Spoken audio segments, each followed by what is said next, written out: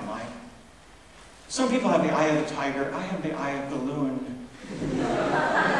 And I do, you know, something will happen. And I had a family that was a gift. My family, they would laugh at every trip we took. There was never anybody I'd ever want to travel with more because we laughed all our way through every trip we ever took. Now, the target of your humor is important. If you're laughing at others, it's not received as well. Who's your safest target for your humor? Always yourself. If you laugh at yourself before other people do, you win. If you wait until they laugh at you, it's not as good. So I'm good at laughing at myself. Abraham Lincoln, in the debates with Douglas, was accused of being two-faced. His immediate response to Douglas when it was his turn to speak, he said, obviously I'm not two-faced, or I wouldn't use this one. I would have voted for him right there.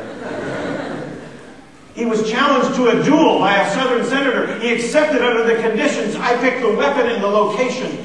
And the Southern senator said, I accept those conditions, sir. And Lincoln said, cow dung at 5 feet. He had very long arms. He would have won that. Everybody started laughing and it was over. You see, here's the interesting thing. Laughter is... Aaron Burns, psychiatrist, he said, the difference between a healthy person is... A healthy person goes yes, no, and whoopee. An unhealthy person goes yes, but, no but, and no whoopee. You know what that means to me? It means having fun. And you're going to have fun this week. Because this is a fun group. You've already seen it. Give yourself permission to take your career and your dreams seriously.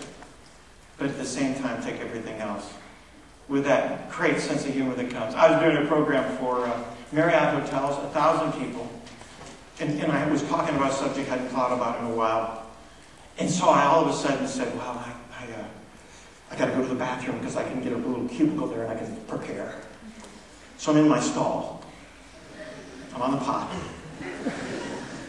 And I'm thinking about my presentation. And the man on the other side of the door says, you've been in there a long time.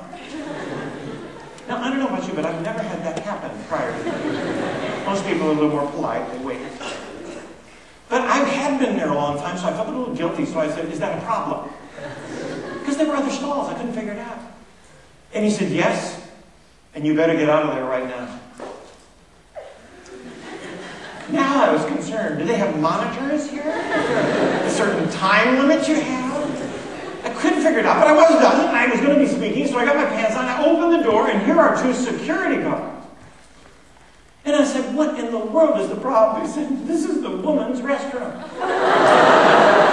Now, they immediately said, you know, you're not supposed to be in here. Well, of course not. I know that. And then, now, here's my explanation. You have to understand, I don't normally go in there.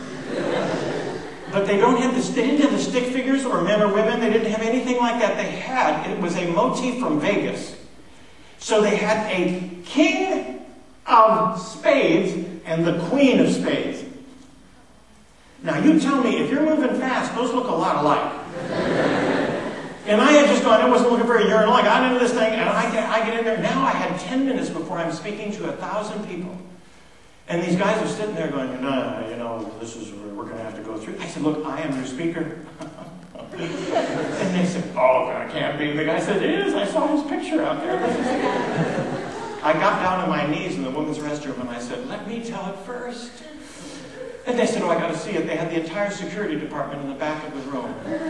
I started my program by saying this. I want you to know that I'm uniquely qualified for this program because I've seen parts of Marriott most men don't see. And they all laughed, and it was gone. You see, never ever are you going to be... Life will give you funny moments. At the time, they don't seem funny, but later on, they're your best stories. Give yourself to humor this week. Let it be fun.